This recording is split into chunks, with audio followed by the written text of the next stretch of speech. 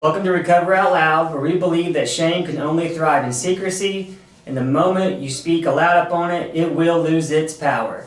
This is Me to We Productions, and the purpose of this production is to show not just the stigmas of addiction, but also show the stigmas behind recovery, and unifying all walks of recovery, and also showing the diversity of each path.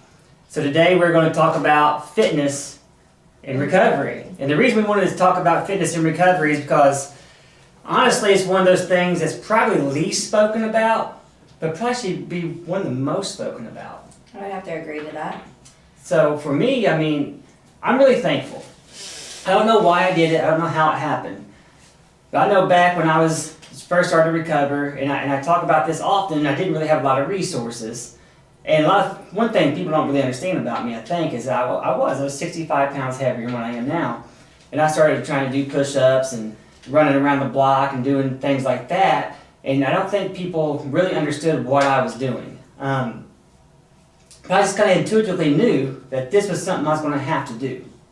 Because how was I going to be happy if I still looked in the mirror in my recovery and still felt like I didn't love myself? So why did you think the fitness part of that was part of that self-love process? Well, I don't know. I think I knew for me, like, it was part of the reasons I didn't like myself. I remember in my addiction, there was times I'd look at myself in disgust. You know, I knew it was something I needed to change. I knew it was out of hand. I didn't really associate it with recovery. I just associated it with happiness. You know, I wanted to like myself. I wanted to like who I was, and I don't know. I just really knew that part of me had gotten out of hand. And what really got with me is as I started to dig in to recovery, not just the physical side, but like the emotional, mental, spiritual sides. I started to see this clear message that started to show itself about taking care of your body and eating healthy, and why this was monumental to recovery. And you and I was just at in arms, where the guy said, you know, yeah, they can show how the brain is, you know, stops producing endorphins and doesn't really get back to doing that on a normal level for 3 to 5 years. But with diet and exercise, it could be expedite up to 9 months. Yeah. So you know? more than half the time you can cut off. More than half the time. So why do you think this is something that we just continue to ignore? That's what I was if I think, let's bring recovery into the fitness, rather fitness into recovery. Okay, so with my journey, similar. One of the first things I had to do was I started working on my external appearance, because that was the first thing that I looked at and realized I wasn't happy with. And I knew the internal work was going to take a lot longer of a process, but the externals I could start on right away. I could immediately start changing my diet. I could immediately start taking daily walks. I could immediately sign up for a gym. Like, that was something that I could begin right away. I knew the internal stuff was going to be a process and it was going to take some time. Now, the external stuff, it takes a while to get the results you're wanting, but it instantly starts making a change, you know, immediately. And what I like about what you're saying here, so you're talking external. Right. Which we all know recovery is internal. Right. But you said you don't get those external results for who knows how long. How long? 6 months, 9 months, 1 year, whatever. But internally, what happens? Internally, I think one of the first things for me that I started realizing that it had was, I think gratitude was one of the first things that I started finding. When I would take my daily walks, I would find gratitude in those walks. When I strength and power, it gave me more of an internal inner fight. I remember being in the pound class, and I was so weak and vulnerable and broken on the inside, but I would go into this pound class and feed off the energy of all the other women, and somewhere in the midst of that hour class, I would start to feel powerful again. And I'm just like, wow, I really am a badass. Like, you know, I can do this. So it started giving me even more confidence within myself right off the jump, which gave me more motivation to do the other things that I knew that I needed to do as well. So you instantly start getting that inner strength and confidence that fuels the rest of the process. Absolutely, and that's exactly where I was what I was thinking, because when I first started this recovery process, and it might be equal to yours, I don't know, but I didn't have confidence. Right. I didn't understand how I was going to do this. I didn't even really know if I could. But when those 9 push-ups turned to 20, when that 10-minute run turned into a 30-minute run, when I was no longer thinking I was going to die during those runs. It was wild, the confidence I started feeling, even though looking in the mirror, I still had no results. Right. I was the same. I looked the same as I did 2 weeks ago.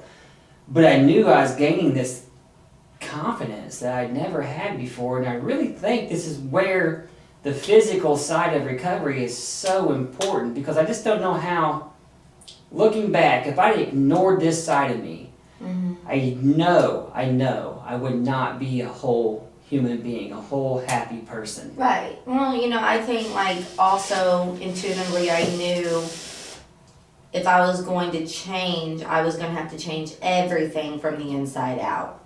And when you start with your fitness journey, it may be an external change that it initiates that process. You're overweight, you don't like the way you look.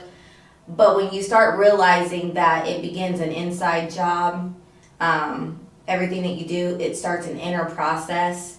I knew that in order to fully change, that I was going to have to work the inside and the outside together to make me whole again.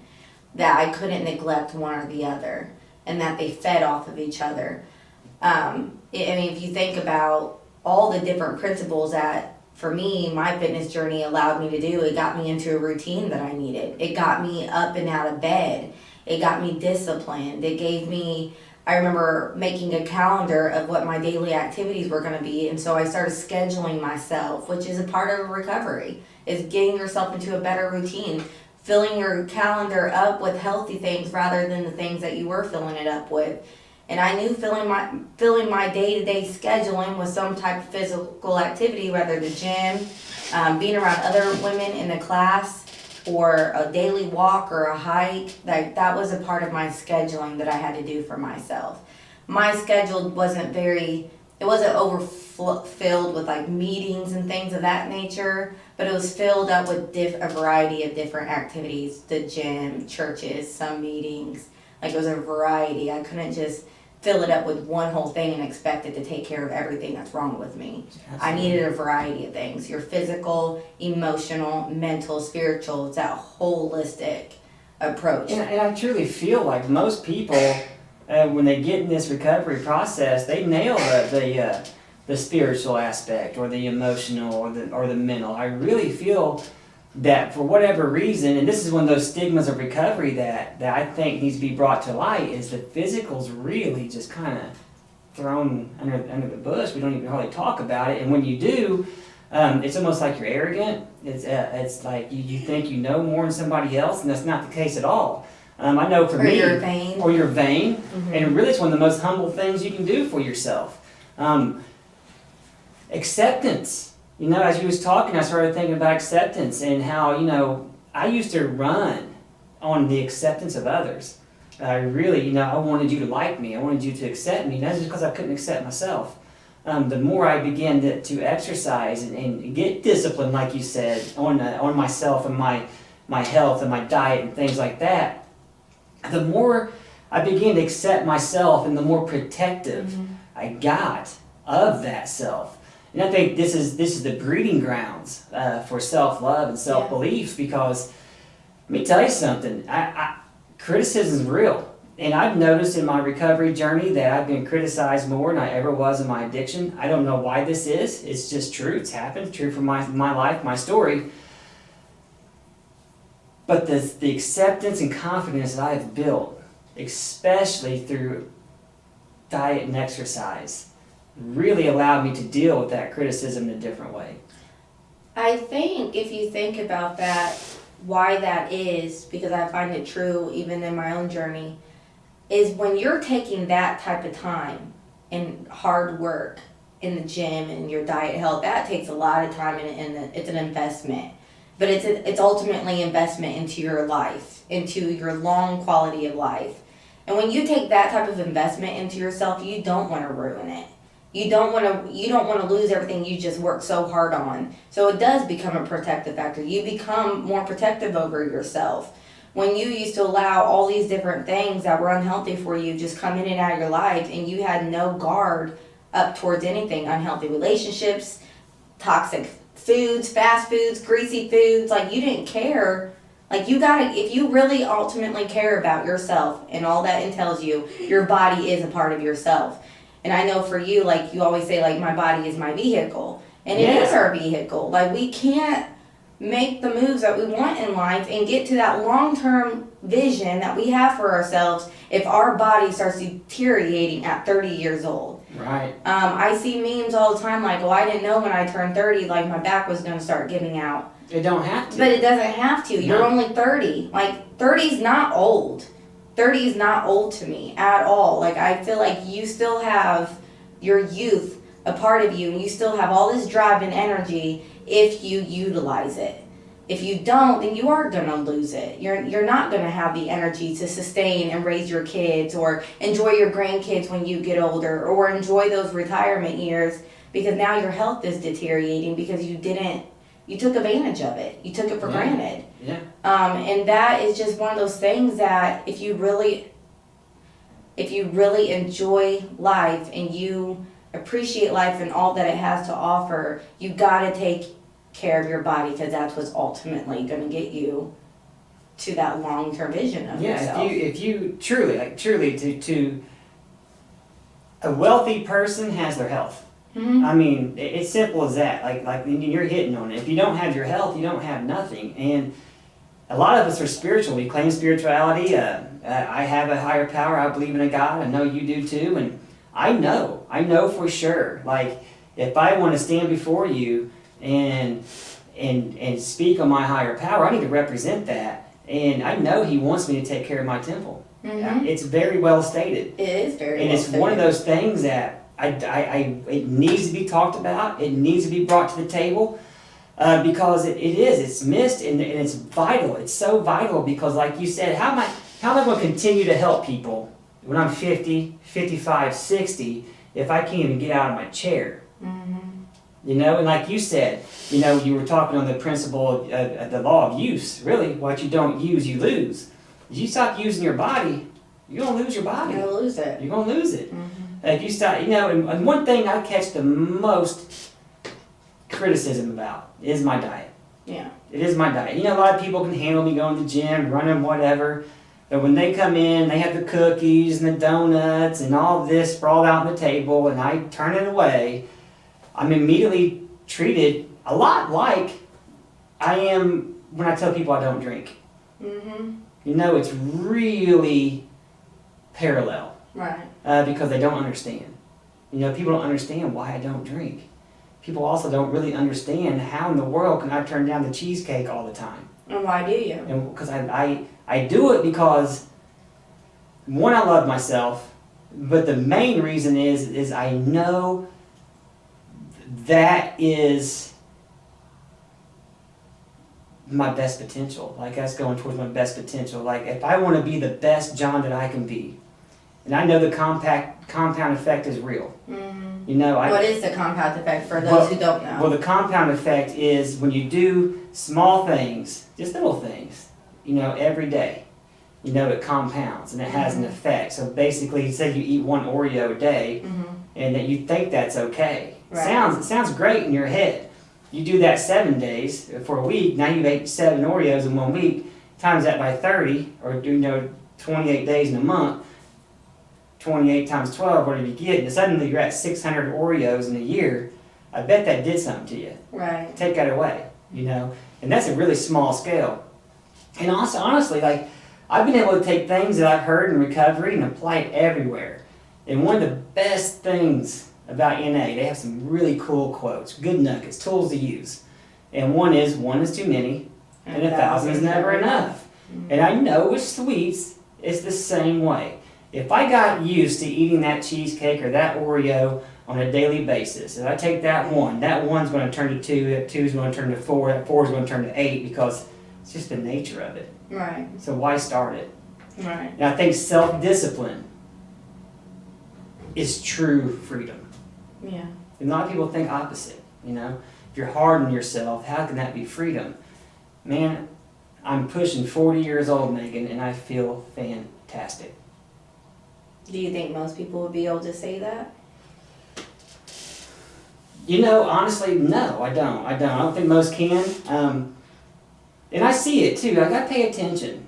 I pay attention to my surroundings, and I see people that are great human beings. Mm-hmm. You know, they really are. And if they could just get this part down, they have no idea just how great they really could be. Yeah. You know? And it's hard. And why do you think, like, because I know, I think when people can identify their why, not because they should or because they know it's best, because we know all those, but when they determine their why they should do this for themselves and they can apply it to a personal why, it gives them more ground to stand on with it.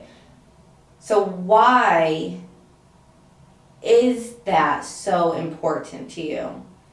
And if you put this back into your addiction and recovery, you know, because this is fitness and recovery, and I could be wrong, but I think for you, and for me too, when I associate myself with my behaviors before my fitness journey, I didn't care what I put in my body. I didn't care how much I ate. I became very lazy, and I associate with any of those behaviors to my past self. And me not wanting to awaken any of those habits.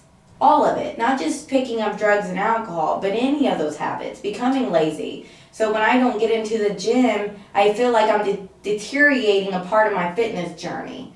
You know?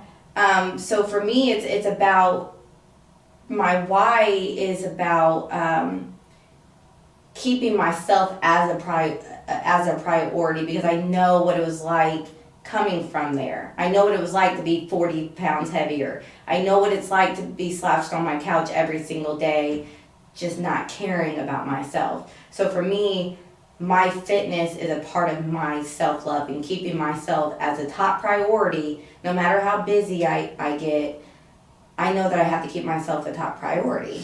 And my fitness is a part of that. It's a tangible way of me seeing, am I still keeping myself first? So what is your why of why you keep this, why fitness and recovery has to be part of your process? I think this is a multi-answer here I can give you. There's probably at least 2, maybe 3, but the 2 that really stick out to me is, first one is I've seen myself at my worst.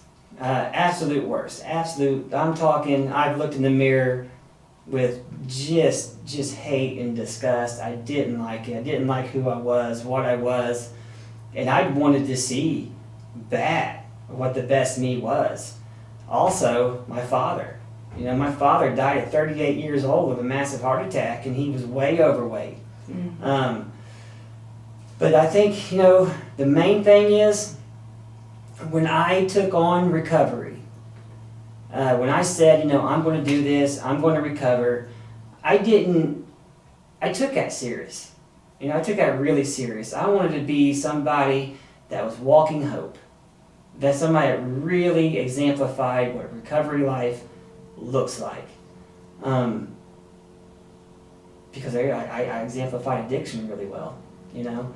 And I think, you know, for me, that deeper why is that guy, man. I see him all the time. I don't forget where I was at. I don't forget who I was. I remember that guy right now, and every time I run, every time I get in that gym, every time I turn down the cheesecake, I can see him, and I realize that in that moment, I'm winning. I'm beating him. He's dying more. And a lot of people have been like, John, he's dead. Like, you got it. You can calm down. Mm-hmm. And you don't understand. I can't get far enough away from him. And I want to be that guy that's 50, 55 years old still doing this. I want a quality life. Like I've had a life that sucked. It was horrible. I wish there was proper ways to convey just how bad addiction is if you ain't been through it. But man, I'm telling you right now, the hopeless is the best way to explain it. And today I have all the hope in the world. And I'm telling you, diet and exercise is at the foundation of it. The books, the reading, the meetings, all that's on top of that. It starts there. Because if I didn't have that, the mental energy that just running can give you and the endorphins exploding gets you in tune to what you're reading. It makes you feel connected with your environment, with the people that you're surrounded by. But yeah, like you said, man, your why, I know what my why is, and it's that guy, man. It's him. It was me. Yeah. And, so if we talk about the benefits of fitness and recovery, because they may not know what their why is, why they should even start this journey, or how it could even benefit their recovery, and what you can learn about your recovery, because I agree, fitness can teach you can apply it everywhere. The things that you get from the gym, running, all those things, you can apply that to your recovery very easily in all areas of your life. And for me, I had one of the most major breakthroughs in my recovery, and it was when I found out why I do this. Why do I run? Why it was kind of the same answer. Yeah. Go with it. Well, at first, I had this major goal that I wanted to run a mile because it was something I always gave up on in high school. So it was one of the first goals that I set for myself was I wanted to run a mile. And I remember the first time I ran a mile was 20 minutes. And I said, okay, I want to get it down to 10. And then I got it down to 10. And then wanted to get it under 10. And I got it down to 8.15. And I was so proud of myself that I got a mile under 10 minutes. And then I just stopped. The running did not become such a priority for me. And mainly because I met my initial goal. But then you asked me, well, why do I run? And I got back on the treadmill and I was running and I was trying to figure out not just why do I run, but why do I recover?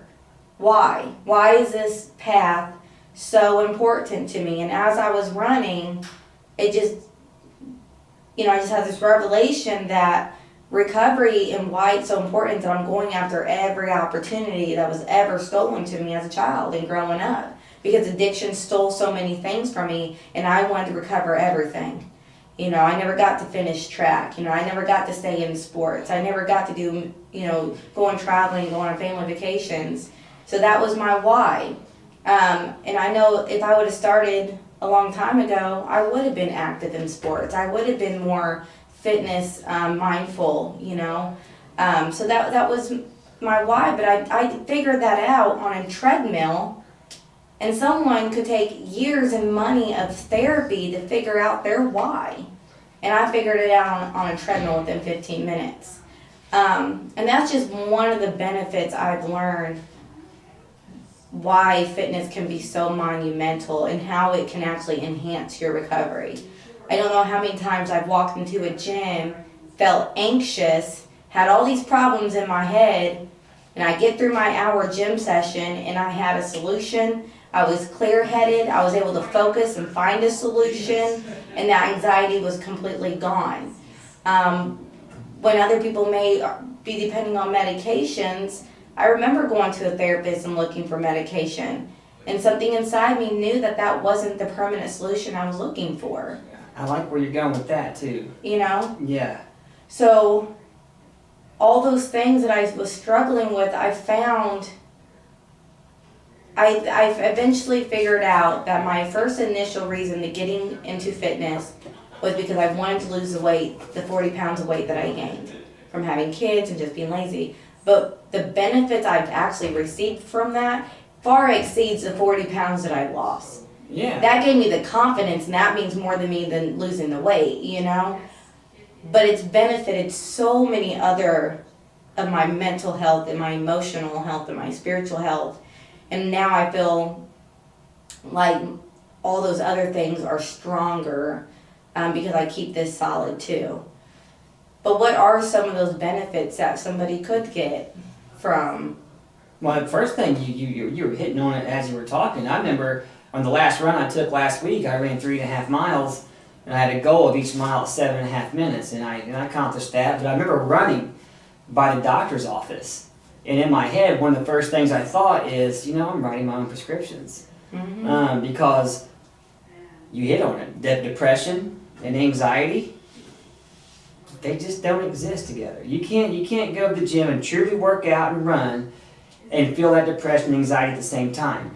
Either the depression is going to win out and you're going to quit, or you're going to overcome it, and it's going to take care of it. I realized in that moment, I don't have to go to the doctor's office for those emotional type things. I think diet and exercise can cure a lot, a whole lot. So let's talk about diet a little bit, because we talked a lot about physical exercises and fitness.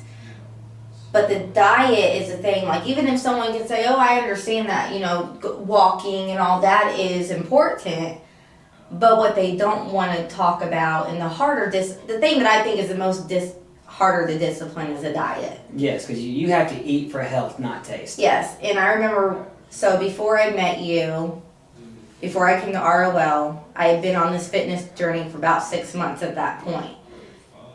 But I didn't know how to get myself to that next level that I was really wanting to get. And so I remember asking you to train me, and one of the first things you said is, I'll train you, but you got to do one thing. You got to commit to your diet. Because if we're working in the gym and you go destroy it in the kitchen, then it's pointless. You cannot train a bad diet. Yeah. You cannot do it. But people have people have diet, they really have it mixed up. They're confused about what it is. I think people try to do too much at once. They think diet and they instantly throw all their things they love out the refrigerator, go buy a bunch of fruits and vegetables and can't sustain themselves. And that's insanity. You can't do that. Diet is, taking that ice cream and replacing it with yogurt, making sure it has less sugar, more protein in it, and start eating that instead of the ice cream. And you start doing that little by little, and over 6 months you have a new diet. But there's a lot of, and here's why diet is so important. And like I said, you can take recovery principles and add it everywhere. No is a powerful word. No can build confidence. It can give you that acceptance that you need. Set boundaries. It can set boundaries, things like that. So when you go, and I don't know why the recovery community is like this, but you go to an event, a meeting, whatever, there is cookies, there is cake, there is candy, just thrown at you. And, it's nice because it gets us it's instant gratification. I get it, I taste it, I'm happy, it's great, we're talking, whatever. Then when you are aware of what's really going on and you start saying no to that cake or that piece of candy little by little, you start gaining more confidence again. It deepens that spiritual connection with you and your higher power and the ones around you. And the next thing you know, I have a whole different diet and I'm getting a lot of results. Today, I'm pretty good at it now. My diet's boring. It's not the most exciting thing in the world, but at the end of the day, what do I want more? Do I want food that tastes good, or do I want to be able to play with my son when I'm 60 years old? What do I want more? And I guess this is kind of how you have to balance it out. It's just like recovery. What do you want? Do you want it? How do you get recovery? You got to want it more than anything to get it. And this is the same principle. And this is what's so cool about recovery. Like, you can go as deep into this thing as you want. It's limitless. I don't know if there's levels or not, but if you don't, I could have easily stopped with the spiritual side of it and said, I don't use drugs. I believe in God. I'm good. And just quit. And I'd have been there in that comfort zone at 60 degrees the rest of my life. You ever heard of 60 degrees? No, it's 60 degrees. This is good. I'm glad I thought of this. Yeah. So 60 degrees. A lot of people live in 60 degrees. 60 degrees is really comfortable. It's very lukewarm. Not a whole lot going on. It's that normal, everyday life. But it's boring. I want to live at 100 degrees sometimes, and I want to live down to 20 degrees sometimes. I want the extreme sides of things. And getting into diet and exercise is extreme. It's hard. It's difficult. It's a discipline. And it really, we've hit on it numerous times, but if you want to quit living that 60-degree life, that normal life, that life that most That's people a good live. little nugget. Yeah. Talk about comfort zones. Comfort zone. It's very comfortable to eat the cake every night, watch my sitcom, get my little devotionals, do a little prayer, and go to sleep and say, hey, I'm good, I'm recovered, I'm good. There's so much more. There is so much, and I know this because I've dug into it. So if I think about that, the extremes, it takes me to Colorado. Or Fall Creek. Or Fall Creek. And so when we started planning this Colorado trip last year after Fall Creek, a year ago, I knew when I went to Colorado that, and this is what really made me want to push myself even harder fitness-wise, because I didn't want to go to Colorado and run out of breath and not be able to physically handle and endure the challenges. So I knew I had to push myself to that next level. I was comfortable walking every day and hiking every day and doing those 3 times a class, but I wasn't as strong in my diet. So I had to like push myself outside that comfort zone to get me to the next level. And I remember the biggest challenge, physical challenge we did was climb that 8-hour mountain, about 9,000, mile high peak or whatever. And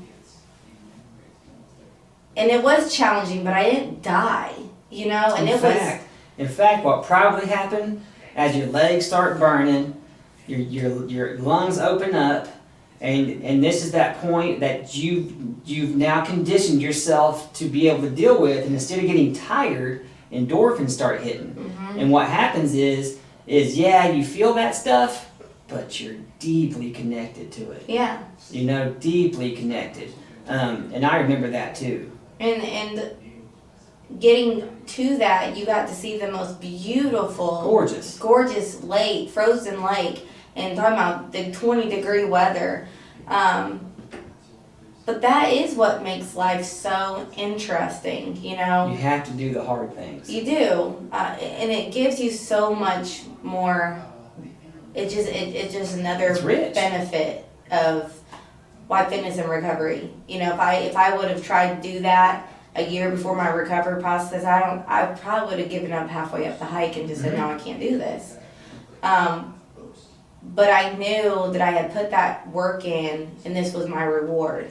I got to see a beautiful sight. I got to climb up a mountain. I got to, just explore Colorado for 2 weeks. That was my initial goal, but I haven't stopped since then. And we didn't explore Colorado in a comfortable way. No. It was very uncomfortable. Very primitive, very uncomfortable, out in the wide open, and it was hard. It had some very hard points to it. There were some times the tiredness was extreme, but it was worth every bit of it. Yeah. And it's one of the things where, when you do what is hard, your life becomes easy. In this instance, I wouldn't say easy. I'd say it became memorable. Right. And so like you take that, and again, you can apply that physical challenge to life challenges, because this is what we're talking about, how fitness can relate to our recovery and to our life. Well, let me put it this way. So you climbed up 11,000-foot mountain, right? And you did it. You accomplished it. So why couldn't you go into an interview and crush it? Right, exactly. Right. Why? That's what I'm, those things that you learn inside those physical activities, those challenges, it taught me something that I can apply to my day-to-day life. I remember one of the first goals that I set myself in the gym, or not a goal, a rule. Like if I made a gain in the gym, I was not allowed to go backwards. Even if that gain was hard. Right. I made that gain. I made it to that next step. You don't go backwards. And I've applied that same rule to my life. If I made a gain in my life, I will not allow myself to go backwards. If I have to refigure things to keep myself going forward, I will. But I've applied that same rule that I did inside the gym, outside the gym, and that rule has been very relevant to my journey in recovery over this last year. I keep moving forward once I get to that next level. And like don't I said, go I've back. watched it, and you're telling the truth. I am. I've seen you do exactly that. And I think exercise is a way of taking the invisible, the things that we know are great for us, and it's a way of making them almost physical, tangible, a way you can feel them and touch them and really grasp them. And I'm talking things like the spiritual principles, like, forgiveness. If I needed forgiveness, I can go and I can get on the weights or whatever, and I can think about forgiveness and what I need to forgive, especially myself. And it helps me do that. Being more compassionate, empathetic towards people. There's a reason why I'm in the gym. I don't do it. I don't add no drugs to it or nothing. I'm there to recover. I'm there to become a better person. I'm there to be more humble with life. I'm there so I know how to connect and create better relationships with people. Because it's a way for me to really, really get into the spiritual side of myself. Yeah. And I think, for me, it's the most spiritual I can get. Yeah. And these things doesn't have to be found. Your fitness doesn't have to be found in a gym. Maybe it is hiking. Maybe it's rowing. Maybe it's different gardening classes. Whatever. There's a way to incorporate fitness and health into your recovery and not have to be the person that goes to the gym if that's not your thing. There's so many different pathways of fitness too, just like there is to recovery. So many. Hiking was one of the first things that I picked up in my fitness journey. And maybe exercise is stigmatized. Okay. Maybe we do have what you're hitting on. We have this idea in our head of what exercise is, and we think, okay, I'm 80 pounds overweight, and if I can't go on a treadmill and run for 30 minutes and crush 4 miles, then I'm not exercising. That's not it. True, yeah. No. My mom's 62 years old and just started going out to the Brown County High School, and she's walking 20 minutes a day. Yeah. Is that exercise? Absolutely. Absolutely. Absolutely. And that's what I'm saying. Find out the reason why. For me, it was initially because I knew I wanted to lose weight because I didn't like the way I looked. But that reasoning why has definitely evolved and changed over time. Now it's getting to the point where I just want to live a long, healthy life, and I know that's a part of it. And quality. And quality life, and keeping myself at a priority, and continually to invest in myself. But find out the benefit that fitness can help you with. Maybe it is anxiety. 10 minutes of walk each day will help with your anxiety. Heck yeah. Maybe not in by itself. I remember taking my walks and then I would come back and I would journal. Or I would put on a podcast or a meditational app or some music while I walked. So I was working on that mental, emotional junk that I was experiencing, but that walking enhanced it even more. So there's so many different ways of correcting whatever you're looking to correct through fitness and diet as well. And not only that, but one of the things that I did was the pound class. And a part of that was because I needed to meet new people. And I found other connection. People. Yes. Yeah, absolutely. And so being around the other women who were there because they were mothers too, and they just wanted to, make sure that they were taking care of themselves and that self-care, surrounding myself by these other strong women. I remember there was a survivor of breast cancer there, and then there was an older lady who was currently going through cancer, going through this pound class. And I was just like, it was just so much motivation. Like, if she can do it, why can't I not do it? And I was just going through an emotional, process where this woman is fighting one of the hardest physical fights, and she's in this gym fighting. You just gotta find the why and the different benefits that fitness can give to you, because there's a monumental list of what fitness does for your mind, like scientifically, how it rewires your brain. You've been around addiction and recovery all your life. Mm-hmm. You became a recovery coach. You've been employed with Centerstone. You now are our community outreach coordinator. You've seen a lot of different recovery walks and a lot of people not make it. Do you think that how solid is recovery if you can't even look in the mirror?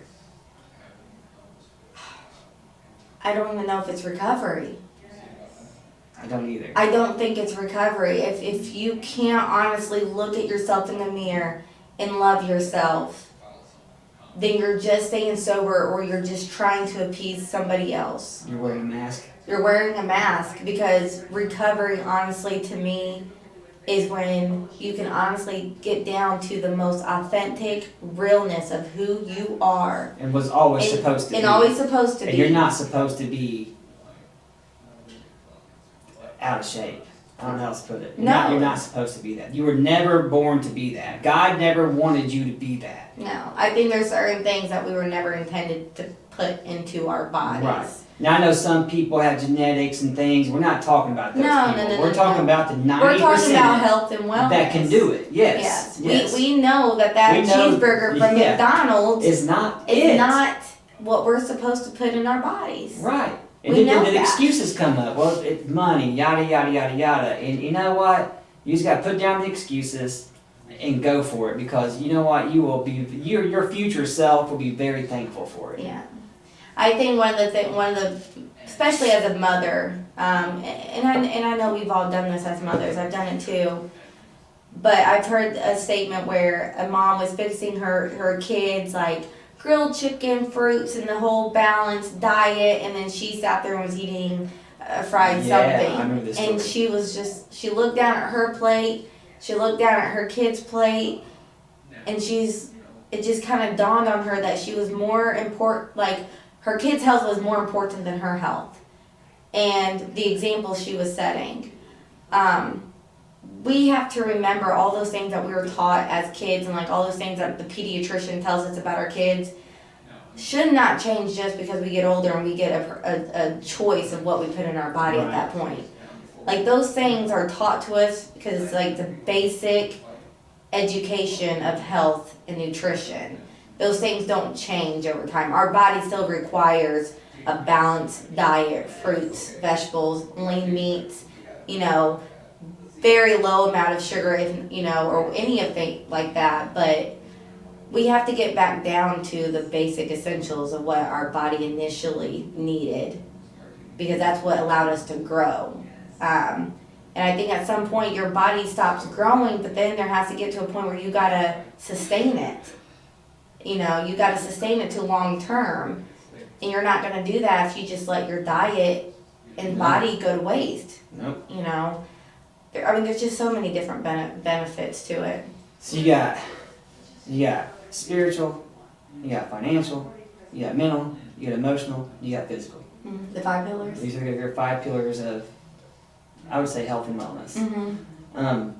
Of those 5, how important is the physical in comparison? I would say it's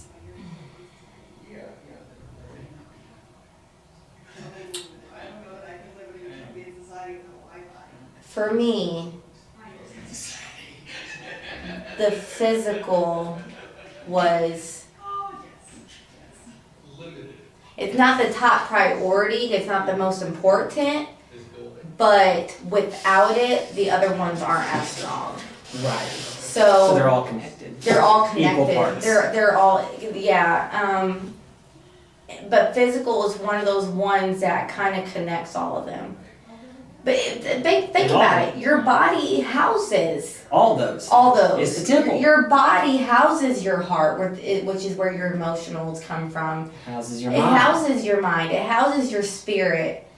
So if you're not taking care of the house, then everything else is. And the house it's your shelter. Yeah, I mean, it's the very foundation that protects all those other parts of you. Is it the top priority? No, because if you're physically, because I've seen people who are physically fit and healthy, and their emotional, mental is destroyed. This is why I think they're equal parts. They are all, they all make components of who you are, and you can't neglect a single part of who you are. No, because then you begin to lose who you are and you get out of balance. Yes, balance is key. All right, well, guys, I hope you enjoyed this podcast. We wanted to show a different avenue of recovery, and we're going to try to show many different avenues of recovery. Diet and exercise. I think it's a common sense thing. one that's really not really talked about in recovery. So if you want to dive into diet and exercise, you can get a hold of one of us, or you can just start small, start simple. Go for that 20-minute walk, or start eating the yogurt instead of ice cream. Whatever you do, I would at least think about this and think about, making diet and exercise as a part of your daily routine. Because, I've done it now for 7 or 8 years, and I'm telling you, man, for my recovery, what it's done for my life, it's really allowed me to enjoy the simplest of things in my life. If you want to be a part of these podcasts, if you'd like to be on the interview, you can get a hold of me, you can get a hold of Megan here, and I hope you enjoyed what you see. And remember, shame can only thrive in secrecy.